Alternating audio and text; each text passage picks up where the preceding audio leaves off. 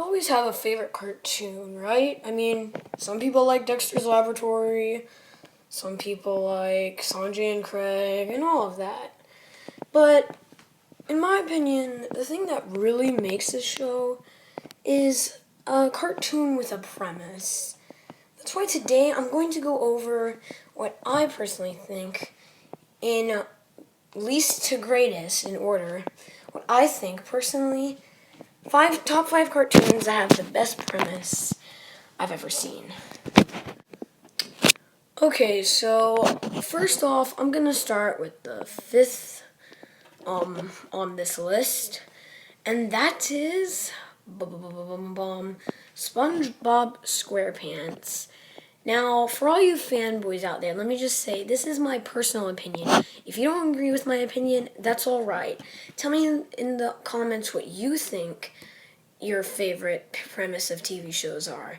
That's just my opinion. But first off, SpongeBob. Now, the reason why I didn't put this lower on the list is mainly because SpongeBob has broken a lot of continuity over the years, which is why the premise can be a bit obscure and confusing at. So, the premise of SpongeBob is who lives in a pineapple under the sea? Well, SpongeBob, of course. You should probably know that. It's a great running gag that has been over 10 years now. You see, the problem with SpongeBob is that it started to break a lot of continuity after around the fifth season, with the secret formula, Plankton, especially Truth or Square, which broke a lot of continuity. Even the video games broke a lot of continuity. I'll give you an example. Battle for Bikini Bottom, a game that released on multiple platforms. Once it was released for the PC, there was a trivia game in the well, you know what I mean. Anyways, there was a trivia level, and you had to solve it. One of the things said, where was Gary found? And the correct answer was on the front porch, but in the show, it was told that he got him from the shelter. It's pretty confusing, isn't it? But with that said, SpongeBob still has a good premise. He's a fry cook who works at the Krusty Krab with Mr. Krabs, the greedy person, Patrick the idiot, Squidward the grumpy one, Sandy the smart one, Plankton the antagonist, and of course SpongeBob the protagonist. And there's even more characters over there. Because of this, I really like the premise. I mean, I've never seen a show do this well with a sea creature. It's really astonishing. Now, it's went downhill over the years, and I myself has to lose less fond of it, but it still is a great show with a really good premise. Now, there are still people in the world, if that sounds crazy enough, that haven't watched this show yet. If you haven't watched this show yet, you really should. It's really up to par with one of those classic cartoons. It's in fact the most famous cartoon right now, and that's really not an opinion. That's really a fact at this point. Kids love it, adults love it, and I'm pretty sure you'll love it too. But for now, we're going to go on to the next best premise in a cartoon. Drumroll please, regular show. Okay, so again, the reason why I didn't put regular show down later is because, again, the continuity can get confusing, irritating, and just absurd. Also, the show's premise can get a bit inappropriate if you're a little kid watching this. Most people haven't seen the show, but it has gotten some pretty good ratings. I mean, critics love it and everything. Basically, it's similar to SpongeBob, but not quite.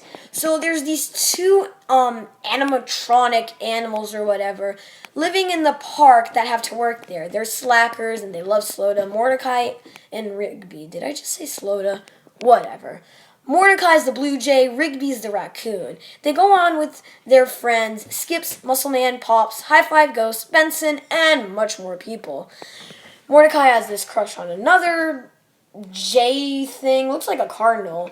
But anyways, they're all good people. Each and every one of these characters have character, which sounds kind of awkward, but it's true, and that's what I really like about this show. Each character actually has character, unlike other shows like SpongeBob, where Squidward, he doesn't really even have a character. But Muscle Man's the crazy one, Skips is the wise one, Mordecai's the smart-witted one, however, he can get in trouble because of Rigby. So Rigby's the influential one, Benson's the grumpy one. There's always another girl who has goo-goo eyes for this other person, and it's all really good. Pops is the idiot, High Five Ghost, well, he's his own thing, so... I was really thinking of putting The Amazing World of Gumball here, as it does have a really good premise, but I just found regular shows have much more character, which I really chose to put them there. Now, the continuity, again, can get really confusing. What world they live in, the time period they live in, how all this stuff works. It's really confusing if you think about it. And then drawings aren't that very detailed, so it's really hard to tell exactly what's going on at times, which is really a big problem. I was also thinking of adding Gravity Falls to this part, but then again, Gravity Falls has way too much continuity going over it, especially because it's a dramatic, secretive show, so it wouldn't make sense to put it on this list. But it's probably the sixth best. Anyways, we're going to go over to a show which I think has a lot of potential in it. It doesn't break a lot of continuity. Each character has magic, there's a bunch of characters, and it's really, I'm not joking, it's really solid. Probably already guessed what it is from what you've seen through this picture.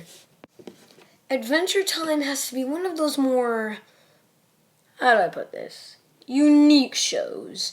When I say that, there's a lot of skill put into this. The potential is really bursted out there. There's flavor.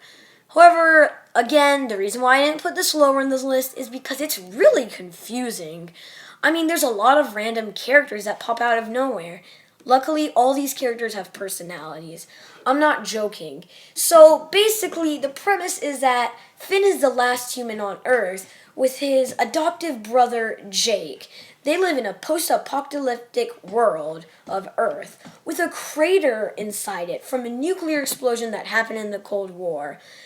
The Ice King, being one of those living people, is a humanoid. Finn goes throughout other dimensions, universes, and tries to save the day and figure out what happened to his father and all of that. Luckily, unlike Gravity Falls, it doesn't stick to the plot majorly. There's some episodes where it's just funny and creative, and I really like that. Oh, and plus there's a stockload of characters. I'm not joking. I mean, each of them have their own, traits. Ice King is the weird one, the one that's sort of dumb, stupid, but wise. Well, he got a concussion through Cold War, so he doesn't remember a lot, but, he still has a good backstory, and it's kind of sad, actually. It made me tear up a little bit. Bubblegum Princess is one of those hipsters, those cool gals. Marceline is the go-getter girl. There's Rag Princess, Tree Trunks, Flame Princess, Ice Princess, Hot Dog Princess, Cucumber Princess, Dave, Steve, all these characters, and they can range from vegetables to just plain food. Kind of confusing when you think about it, but all of them have character. That's what really makes this show shine. There's a lot of charm put into it. I've never seen a show that has this much random characters that are so minor, have so much style and creativity put into it. Oh, and there's also a Strawberry Princess, but we'll get to that in another video. Oh, I'll go over her one day. And then there's this Lumpy Princess who is really inappropriate, angry, and she sounds like a man. Oh, and she's voiced by a man. And no, I think that's done on purpose. She really sounds like a man. Now, once it was released, it did get some mixed reactions. It was told to be way too random, way too stupid, but now it's one of the most famous cartoons in history. I mean, really, if you haven't watched this show, you should really watch it. However, it's probably late now. This is a show that you really need to keep up with. I mean, if you miss one episode, the story's kind of ruined for you, which is why I didn't put it lower on the list. Now, whether you like it or not, I like this show. I don't care what any fanboy of cartoons has to say. This show is awesome. And why? Because this is my favorite part of the show, the premise. And we'll get to that right about now. You know what tends to stick in my brain? I know. And you have to admit, too. when a really dumb show comes on Nickelodeon that you just hate. I mean, there has been a lot of bad shows. Oh, and this picture's not an example, I'm just saying. I mean, Nickelodeon didn't choose Adventure Time. There's a lot of colorful shows that could have been added, but they just removed. But Fanboy and Chum Chum is one of those things that people consider the stupidest show on Nickelodeon. Do I agree or disagree? Well, I came up with a conclusion, actually. I agree with neither. I didn't find the show bad, but I didn't find the show spectacular. I thought the show was good. Now, it wasn't great like regular shows or other shows I reviewed, but I bought season 1. I watched some episodes I never watched before, and I realized something. The show has a really good premise. Whatever you say, whether it's stupid or not, this show really does have a good premise. I mean, I know it sounds stupid, but I mean, at least it's not nothing like Breadwinners where it's just downright random and stupid. No, there's actually some thought put into this show, and some effort as well. While it's not the best effort, it is still good effort. I mean, Boog is the bully. I mean, Oz is whatever. I mean, what I'm trying to say is each character, their own trait. They're not like other traits like the grumpy one, the stupid one. Because let's face it, all the characters are pretty stupid. I mean, like, all of them have their different traits that other cartoons have never done before. I mean, the future is revealed to them.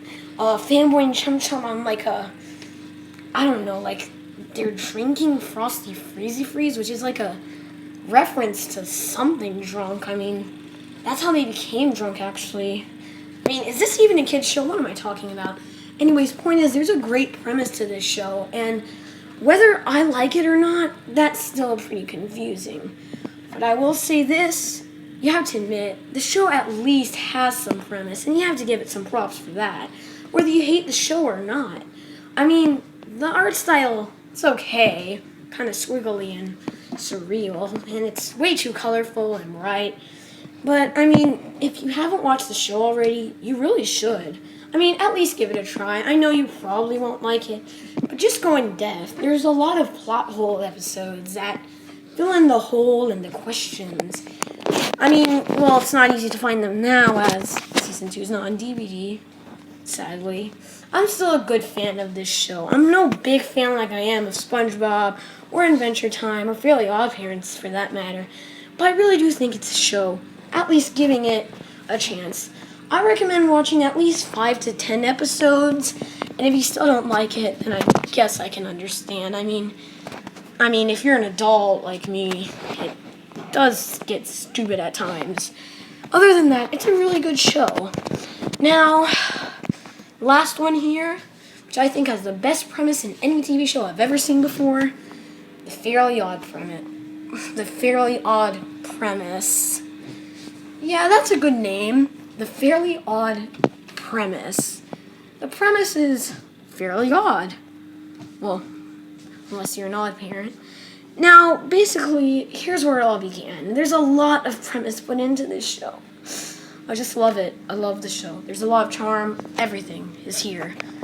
Should I explain? Well, yes, I should. So, Fairly Odd Parents. This is a great story. It should have been a novel. So, the story starts off with a little 10-year-old boy that no one understands. His mother, his father, and his evil babysitter, Vicky, but with an icky, with a V, pretty much.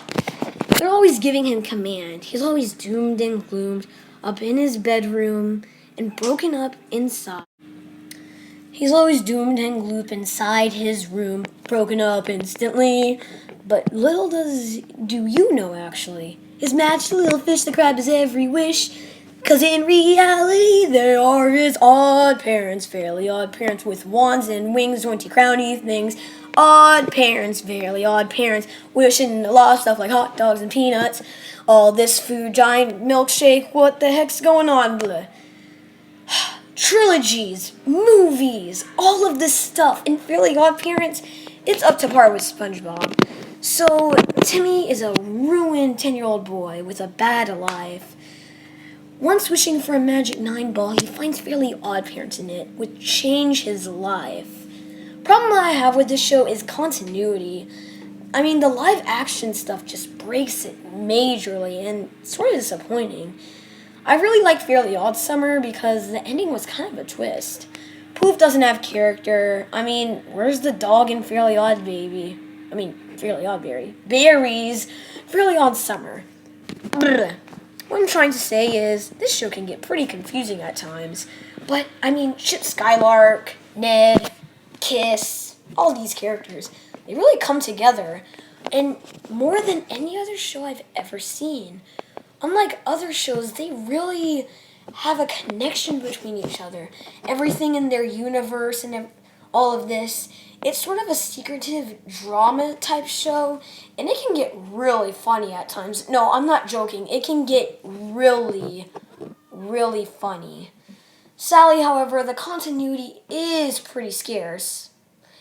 But I will be honest right now, the show is really, really great. I mean, there's always Crocker, his evil teacher, and he always just wants to be left alone. Cosmo and Wanda and Poof and Sparky, they're all together in one great big family. And it's really cute, actually, when you think about it. All of them just cooperating together. The gas can be used way too much, but the premise is really good. They live in Dimsdale, which is on the coast of California, Chester and Agent and everything. Let me explain what I don't like about the show. The secondary characters. Mainly the main characters that really feel secondary. They had a lot of continuity into the show, like Sparky and Poof. Here's what I'm trying to say. If you're going to make a movie about this show in the future, do it later. I really care that Birch Hartman, Guy Moon, Scott Fellows, all those people are really excited to add new characters and everything and show the future of the show. They really are into the show. They put effort. So I respect that. I really respect that. However, you can't add a new character way too quick, especially if it's a main character. Sparky was added way too quick. Poof, he could have been improved and really could have been a really good character, but no. I mean, now, let me also explain what I think could have been the best season finales for this show. I'm not trying to say the show should end right now. I mean, I would be pretty bummed, but it's nothing that should really go on forever. As a person I know once said, you could either have a show that, in theory, has been shortened, it only had 3 seasons or 5 episodes, but they're really good episodes that you'll cherish forever. Or you could have a show that you once liked, but went on for way too long and you don't appreciate anymore. So, yeah. But Fairly Odd Parents really has that zaniness in cartoons that I'm looking for, like from Looney Tunes and everything. Fairly Odd Parents, blah, blah, blah, blah, blah. It's really good. I mean, I really, really like it. Now, I think Abracatastrophe, Channel Chasers,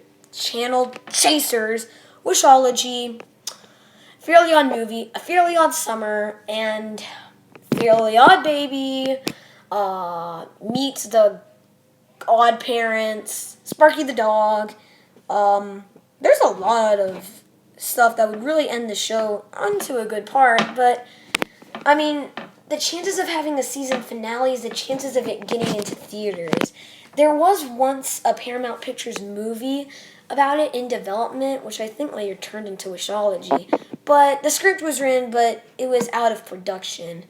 Butch Hartman did say he wanted to release it in DVD for the future, but there's nothing that's going to say he will. So this show has a lot of creativity going into it. I really like it. You need to watch this show. That's a necessary thing in life.